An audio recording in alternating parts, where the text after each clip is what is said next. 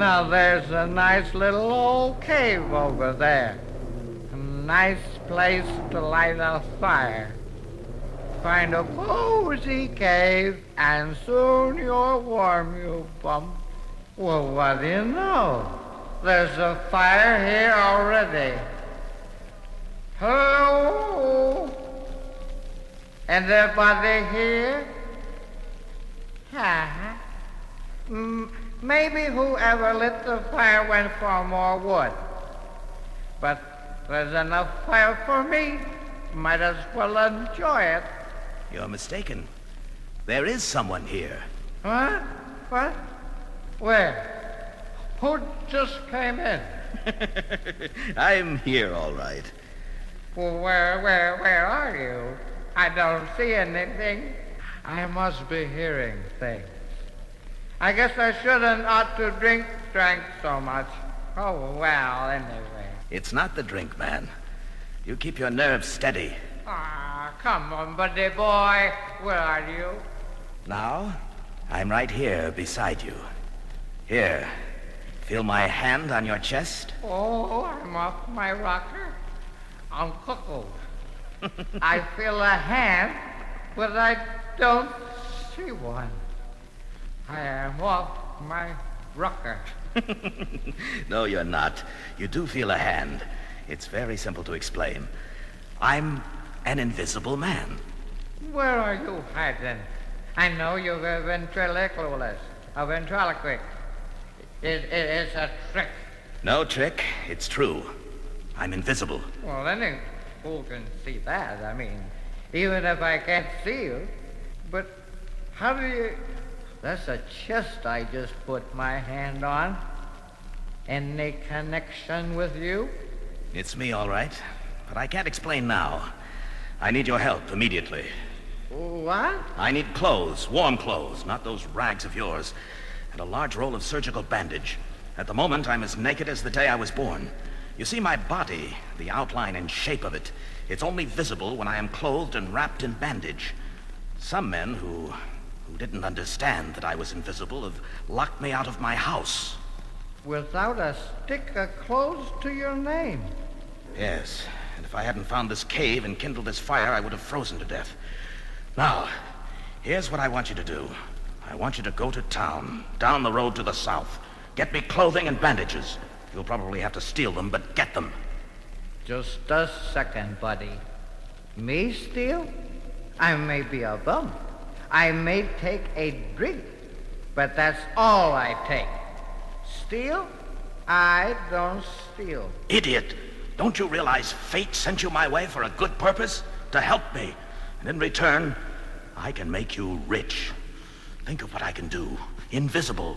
Enter a bank undetected, or a jewelry store. All doors are open to me. And with you to help me now, we'll be rich. Look, buddy, I'll straighten myself out. I'll be a helper. But stealing is out.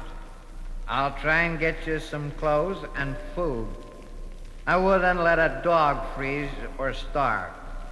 And there's some left in my bottle. I don't need it. Here, you warm me inside. I'll get going. If you give me away, I warn you. I may be drunk, buddy, but I'm not crazy. I'll be back. You'll see.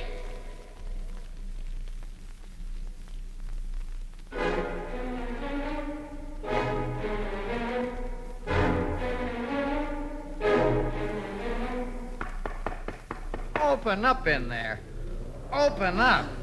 Could it be him? Don't worry, ma'am. Just open it a ways. My gun is ready if he tries to push it wide enough to get through.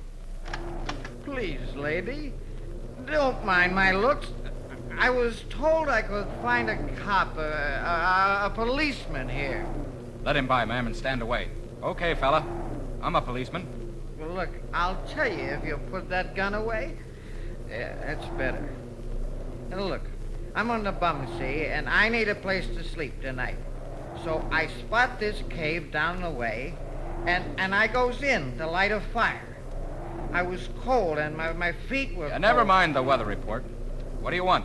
Well, I'm getting to that. Now, in the cave, there's a fire already going, really blazing. So I calls out, "Who's there?" and hello, and like that. And then, oh, you're not gonna believe this part. You'll think I've been drinking too much. Go on, Mac. I think I know what you're going to say. There was a man there, but he was invisible. How did you know? Never mind that now. We can't spare a minute. Mrs. Hall, you won't be safe here. Please run down for the sheriff. Tell him to meet us. Which road did you say? Well, it's north of here, about a mile. Tell him to look for a cave, a mile north. Well, just let me bundle up. Now, you do be careful. Yeah, we will. All right, let's go. Show me the way.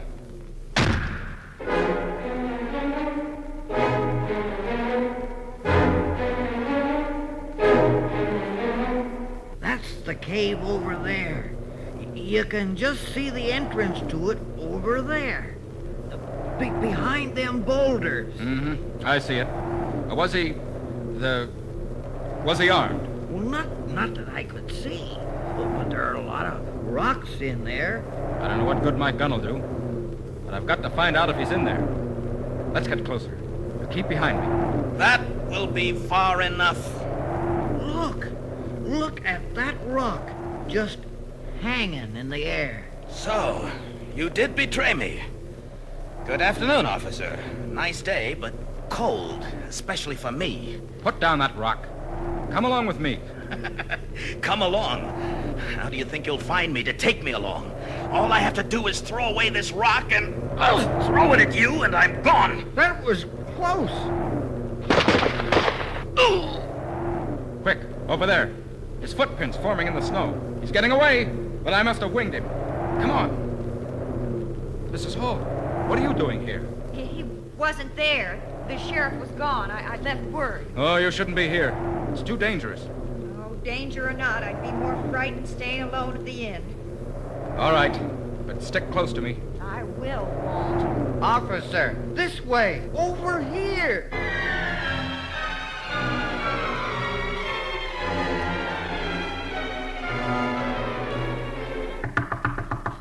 One moment, please. What? Here, close that door, you fool. It's you. Yes, it's me, the invisible man. Bolt that door.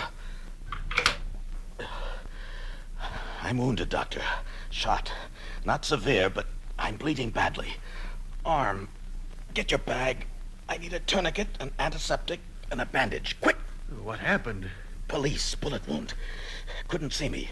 They shot at the direction of my voice. Hurry, man, hurry! Here's everything you need. But how can I... Oh, I can't see your wound. Your arm? Here, I'll direct your hand. Feel it? It feels wet. Blood. No, but I don't see what I'm... You won't, you fool. I'm invisible. Am I not? So's my blood. Here, precisely here, where I placed your finger. Bind the tourniquet here. I've had some experience at this. Yes, you have, haven't you, Dr. Griffin? Griffin? So, They now know my name. Yes, the police have investigated. They know. Wait, quiet. Now, this antiseptic will hurt. Guide my fingers to where it should be. Here. Oh, sorry. It's all right, Doctor. Ooh, go ahead. Here, start the bandage here. Here? Right. Keep wrapping it that way. Mm-hmm. Here, up to here. Enough? Perfect. You're a good doctor. Thank you. And now, Griffin, will you tell me what this is all about? I will, provided you get me a warm dressing jacket right away. Slippers, too. I'm freezing. Here, follow me. There's a fire inside. Here. Warm enough? Put it on. Let me... Slippers. Better? Oh, much better. Well, Kemp, I think I can still get away. And as a doctor, a man of mercy and science, I think you will help me. Oh, I can't promise. But sit down, Griffin. At least with that robe and slippers, I can see part of the shape of you. How do you know my name is Griffin? How did the police... Well, you have left a trail in other towns, according to the sheriff. Even though you are invisible, the police, know many things you've done since you did become invisible. The police are clever. They're clever, Kemp. I'll make it short. My tale, my story, no embellishments. You'll understand some of it, even if I spare the details. You're a medical man.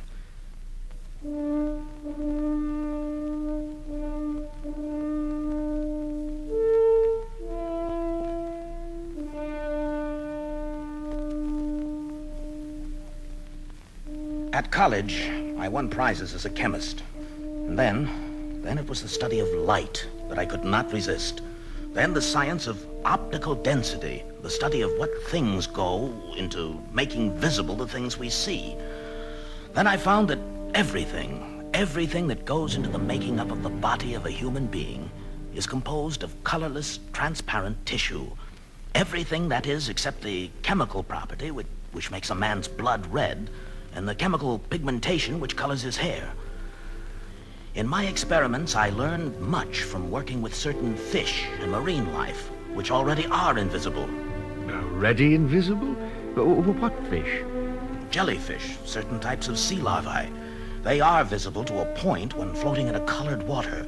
But that is only because they describe a shape within the water by displacing the water through the solidity of their transparent bodies.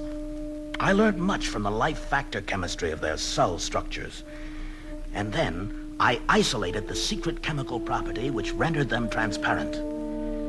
Well, I won't give you all the details now, but that chemical property, improved by additives which I developed, proved to be the perfect factor to completely dissolve the red color factor in human blood and the pigmentation properties in human hair. Amazing. And you experimented, of course, on yourself. You administered your new chemical discovery on yourself, rendering yourself invisible. A logical deduction, Doctor. Fantastic. An incredible discovery. I don't see what good such a thing could be for mankind, but there must be some worthwhile application that will... Ah, you are an idealist, Dr. Kemp? Applications for the good? Perhaps one day. But for now, I have other uses for my power as an invisible man. In this state of invisibility, I can become rich. I can rob. Yes, those robberies you did. The police have a list of robberies unsolved when an invisible thing or man was thought to have been involved. Why must you rob? You're so well educated. A scientist who's made a remarkable discovery. Rob? Come now, Kemp. Haven't you dreamed, like every man, of being rich? No matter how honest a man is, I'll wager that at times in his life he has wished that he could steal. The only thing that deters him is the fear of getting caught. When I became invisible, I had found the way that man has dreamed of ever since time began.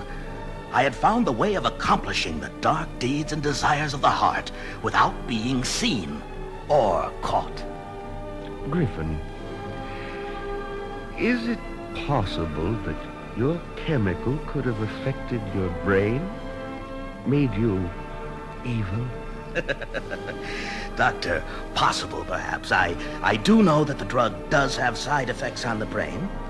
In fact, at this very moment, I have a suspicion that another possible side effect is damaging my heart. That's why I must get to my work. If the trend in the heart goes on many more months, I may develop a very serious heart condition. As to my brain, I know that my brain power has heightened. Besides, is not evil as a concept, is it not just something, an idea foisted on society by the common man for his own protection? The common man who could be ruled by his superiors? His superiors? Men like us? Men of science? I have never gone along with this religious mumbo-jumbo about good and evil. If a man has power, he should use it to a full degree and to the full extent of the force, even if brutal, of that power. Griffin, I think you've become mad as well as invisible. Mad? Mad? You sound just like my fellow students all the way back in my college days. Act a little peculiar and you're an outsider. I have little reason to love my fellow man. But you were a reputable teacher in the university before this thing happened. Yes, by keeping my place, by doing my job, by acting the quiet, innocent professor who troubled no one. But I've been dreaming of this for years. This power I now have. Perhaps it's not the drug. Perhaps you've always been mad. Perhaps. By the usual standards of a stupid conventional society. But enough of that now, Doctor. I want your help. First, I must continue my experiments. I must get at this heart business. You can get me the chemicals I need. I can work here.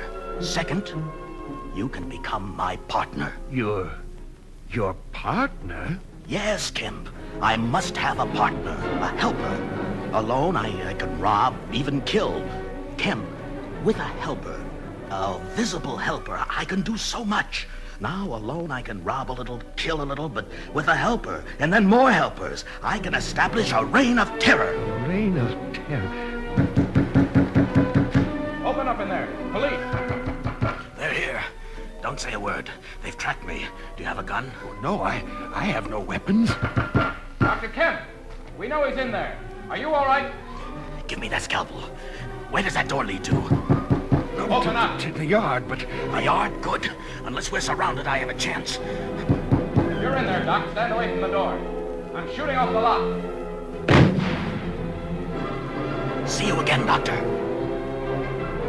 Where is he? Nothing around, is You all he? right, Doctor? that way, through the door, the yard. But he's trapped. It's an enclosed yard, a courtyard, completely walled in. He can't escape. Easy now.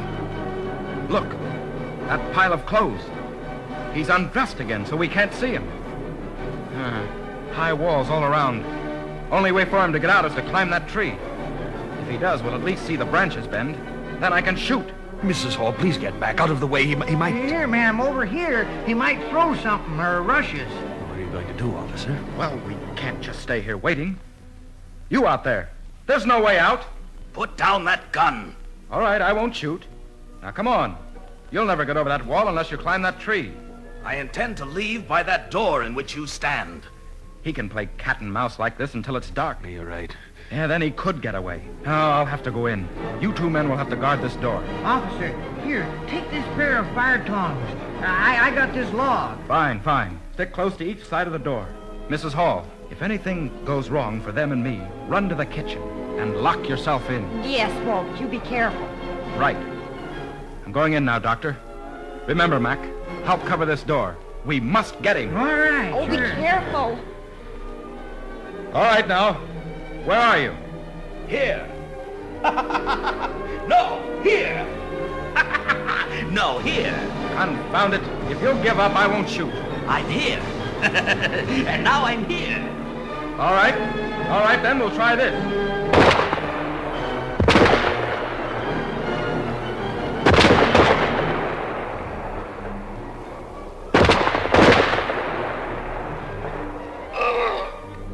Got me. In the stomach. Oh, officer, he must be hurt badly, but I can't see to help. He's still breathing, though. Yes, but the irregularity proves that he's hit bad. Here, I found the wound. Wet. Bleeding badly. How can you tell? I can't. Oh, I can feel it. It's wet. We have to... I'll get your bag, Doctor. Yes, please, in my study. I don't know how I can... Wait. His pulse has stopped. The heartbeat is gone. Too late. He's dead. Look, something's starting to form. What looks like blood vessels of glass are filling with blood. Oh. There, those are veins. These are arteries. His circulatory system's beginning to show again, to become visible. There, those gray filament-like threads, those are nerves just beginning to materialize. And there. Look, It's the outline of a foot, almost like glass. And is that a stomach forming? Yes, and there, the heart and the brain. All taking shape, his body out of nothing. And that's where the wound was. It's too much. Here, let me cover him with my jacket.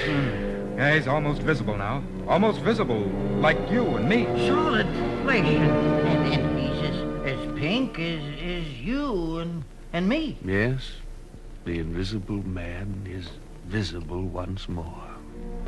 The antidote to his drug was death. His body began forming again the very second he died. Oh, he must have been in pain. His face is so twisted, so agonized. Yes, that shot tore open a nasty wound in his stomach. Pity he had to die. He was a brilliant man. But he was mad, destructive. It had to be. An invisible man. And we all saw him with our own eyes. But I wonder if anyone will ever believe us. Well, that's something to think about later. Come in. Shall we get this body inside?